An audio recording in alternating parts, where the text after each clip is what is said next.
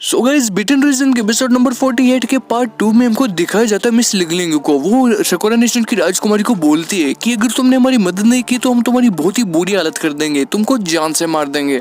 उसके बाद मिस लिंगलिंग बोलती है कि तुम वो देख रहे हो, मेरे आश्रित को, मेरे डिपेंडेंट को तुम देख रहे हो, वो दुनिया का सबसे शक्तिशाली लड़का है और उसके पास ऐसी पावर्स है जो किसी के अंदर भी नहीं है। अगर वो वेम्पायर का किंग बनने चला गया तो वेम्पायर्स की जो पहुंच होगी वो बहुत ऊपर तक हो जाएगी। उसके बाद वो उसको बोलती है कि अगर तुम्हें ऐसा लगता है कि ये कमजोर है तो ये बिल्कुल भी कमजोर नहीं है, क्योंकि वोंग जी दुनिया का सबसे बड़ा वेम्पायर बनने वाला है कुछ ही आने वाले टाइम में। फिर जो मिस लिंगलिंग होती है वो शकुरा नेशन की राजकुमारी को बोलती है कि तुम चाहे मेरे वोंग जी के साथ कुछ भी कर लो, वोंग जी को कुछ फर्क नहीं पड़ने वाला है, क्योंकि वो सिर्फ मेरे को ही चाहता है, इसीलिए तो वो मेरा डिपेंडेंट बना है। तो अब तुम कुछ भी वोंग जी के साथ करना चाहती हो तो कर सकती हो, क्योंकि तुमने अपनी जो स्पिरिचुअल पावर है वो उसको दी है।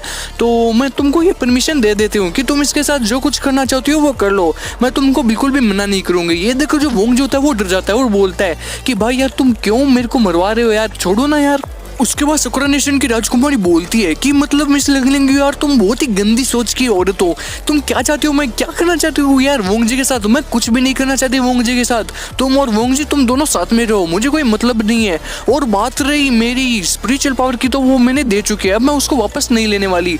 लेकिन तुम्हारी हिम्मत कैसे हुई ये सब बोलने की, तुम कि इसके साथ कुछ भी कर सकती हो, मुझे कुछ भी नहीं करना है, छोड़ दो मुझे।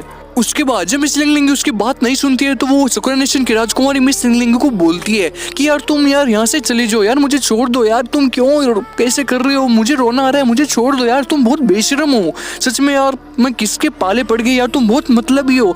एक तो मैंने यार तुम्हारे वोंग जी को स्पिरिचुअल पावर दी और ऊपर से तुम मेरे ही पीछे पड़ी हुई हो, छोड़ दो ना यार, क्या चाहती हो। फिर जो शकुरा नेशन की राजकुमारी होती है वो बहुत ही बुरी तरह रोने लग जाती है और बोलती है कि तुम दोनों बहुत ही ज्यादा भयानक लोग हो यार, तुम दोनों बहुत ही गंदे लोग हो यार, मुझे छोड़ दो, क्यों पकड़ के रखा है मेरे को, मैं अपने काम से यहाँ पे आया हूँ तो मुझे अपना काम करने दो ना, मेरी यार तुम्हारे से क्या दुश्मनी है, मुझे छोड़ दो, मुझे तुमसे कोई काम नहीं है। उसके बाद वो बहुत ही बुरी तरह रोने लग जाती है और चिल्लाने लग जाती है, जिससे मिस लिंगलिंग को मजा आने लग जाता है। उसके बाद मिस लिंगलिंग बोलती है कि तुम जितनी ज्यादा रोएगी मुझे तो उतना ज्यादा मजा आएगा, चल ठीक है तो रोती रहे, वैसे भी तुम्हारी आवाज तो बाहर तक जाने वाली है नहीं, तो तुम जितना रोगी उतना ही मेरे को मजा आता रहेगा। वैसे तुम इतना कम क्यों रो रही हो यार, और जोर से रो। तुम्हें पता है मैं तुमसे जब पहली बार मिली थी ना तो मैंने अपना टारगेट बना लिया था कि मैं तुमको तो रुला के ही रहूंगी चाहे कुछ भी हो जाए। ये सब सीन देखकर जो वोंग जो होता है वो बोलता है कि यार मैं क्या करूं यार इन दोनों का, ये जो लड़कियां होती है ना ये पागल होती है, बिल्कुल पागल लड़कियां होती है। अब इन दोनों से बात करना भी यार बेकार है, क्योंकि मैं तो भाई इनके माथे नहीं लगना चाहता, छोड़ो। उसके बाद वोंग जी शकुरा नेशन की राजकुमारी को बोलता है कि तुम यहाँ से भागना चाहते हो तो भाग जाओ, लेकिन तुम ऐसे भागना क्यों चाहती हो। वैसे अगर तुम उन लोगों को जाकर भी बोल दो ना तो हमको किसी की चीज का डर नहीं है, क्योंकि मेरे पास ऐसी पावर्स है कि मैं उन सभी वेम्पायर्स को एक साथ खत्म कर सकता हूँ।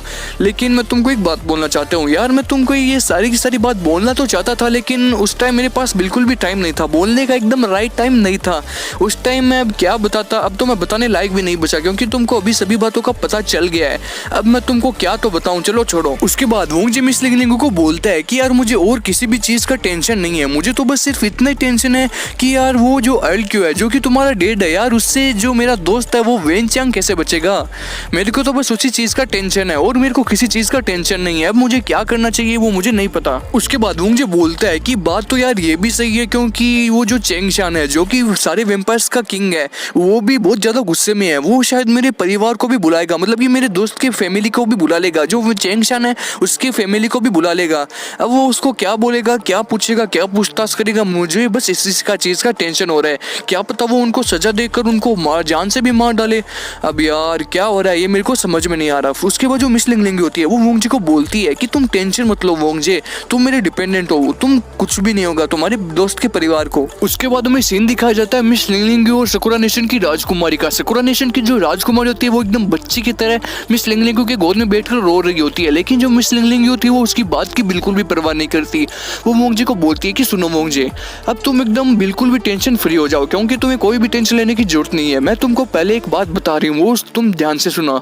जो चेंग शान है उसके जो पालतू कुत्ते हैं, मतलब कि जो सिक्योरिटी गार्ड्स है, वो तुम्हारे दोस्त की फैमिली तक जब तक पहुंचेंगे वो ऐसे आराम से नहीं पहुंच सकते, क्योंकि उनको तुम्हारे फैमिली दोस्त की फैमिली तक पहुंचने के लिए बहुत सारे रास्ते पार करने होंगे, और वो पार रास्ते जो है वो बहुत ही ज्यादा हार्ड है, वो उन लोगों को पार नहीं करने देंगे, तुम टेंशन मत लो। उसके बाद वो जो मिस लिंगलिंग होती है वो बोलती है कि और अगर हमारी बात रही हम तुम्हारी और मेरी, तो हम दोनों को कोई भी आसानी से पकड़ नहीं सकता, क्योंकि तुम्हारी दोस्त की फैमिली तक पहुंचने के लिए उन लोगों को बहुत सारे रास्ते पार करने पड़ेंगे। तो हमारे पास तो वो बिल्कुल आ ही नहीं सकते हैं, क्योंकि हम ऐसी जगह पे छुपे हुए हैं जहाँ पर कोई भी हमको पकड़ नहीं सकता।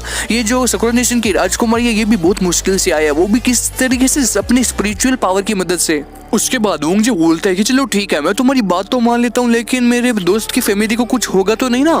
फिर मिस लिंगलिंग को बोलती है कि तुम टेंशन मत लो, हमारे जो वैम्पायर्स के किंग है वो एकदम रॉयल फैमिली से, और जो रॉयल फैमिली वाले लोग होते हैं वो ज्यादा किसी के पीछे नहीं पड़ते, वो आसानी से उनको छोड़ देते हैं। उसके बाद मिस लिंगलिंग वोंग जी को बोलती है कि जो मास्टर जू है वो मेरे डैड को बचाने में मदद कर सकते हैं, क्योंकि उनके पास ऐसे हथियार है जो कि बहुत ही ज्यादा पावरफुल है। और बात रही वेनचांग की, तो वेनचांग तो तुम्हारा दोस्त जो है वो तो बच जाएगा, तुम उसकी टेंशन मत लो। और जो चेंग शान है जो कि वैम्पायर्स का किंग है, उसके पास जन्म से ही ऐसे कोई हथियार है जिससे वो अपनी खुद की रक्षा कर सकता है। मुझे उम्मीद है कि यार वो दोनों अभी ठीक होंगे। उसके बाद वोंग जी बोलता है कि सुनो मिस लिंगलिंग, सच बताऊं तो यार अभी मैं खतरे में हूँ, क्योंकि एक तो मैं रॉयल फैमिली से हूँ और ऊपर से मैं तुम्हारा डिपेंडेंट भी हूँ। अगर मुझे इन दोनों चीज़ों से निकलना है तो मुझे तुम्हारे साथ भागना होगा। अगर मैं किसी के पकड़ में आ गया तो चारों ओर से भाई डेंजर खतरा है, मतलब सबकी हालत खराब होने वाली है। अब मुझे तुम्हारे साथ भागना ही होगा और मेरे पास कोई और चारा भी नहीं है। उसके बाद हमें सीन दिखाया जाता है सकुरा नेशन की राजकुमारी का, जो कि बहुत ही बुरी तरह रो रही होती है, लेकिन मिस लिंगलिंग उसको बोलती है कि हेलो बेबी, मेरे को जरा स्माइल दिखाओ, क्योंकि वो एकदम बच्ची की तरह रोने लग जाती है, इसलिए वो दोनों उसके मजे ले रहे होते हैं। फिर वोंग जी मिस लिंगलिंग को बोलता है कि एक मिस लिंगलिंग, मुझे एक बात बताओ कि और तो सब हालत सबकी ठीक है, लेकिन तुम्हें अपने डेड की बिल्कुल भी परवाह है या नहीं? वो वहाँ पे इतनी बुरी तरह लड़ रहे हैं, मुझे लगता है कि तुमको उनका टेंशन नहीं है। फिर मिस लिंगलिंग को बोलती है कि अरे ये क्या हुआ, मेरी अचानक से गले में ये चेन थी, ये नीचे क्यों गिर गई? मुझे लगता है कि मुझे कुछ हो रहा है। उसके बाद मिस लिंगलिंग को बोलती है कि मुझे अब सब कुछ फील हो रहा है, क्योंकि मैं सभी लोगों को धीरे धीरे जानने लगी हूँ, और मुझे ऐसा लग रहा है कि अब दुनिया में सिर्फ तुम ही एक इंसान हो जो मेरे करीब हो। फिर मिस लिंगलिंग को बोलती है कि अब दुनिया में जितने भी मेरे साथ रिश्ते थे वो सारे के सारे टूट चुके हैं, अब इस दुनिया में सिर्फ तुम ही हो जो मेरे साथ खून का रिश्ता रखते हो, हम दोनों का ब्लड एकदम सेम है, और सिर्फ तुम ही हो जो मेरे एक नंबर के रिश्तेदार हो बस, और कोई भी मेरी दुनिया में अपना नहीं है।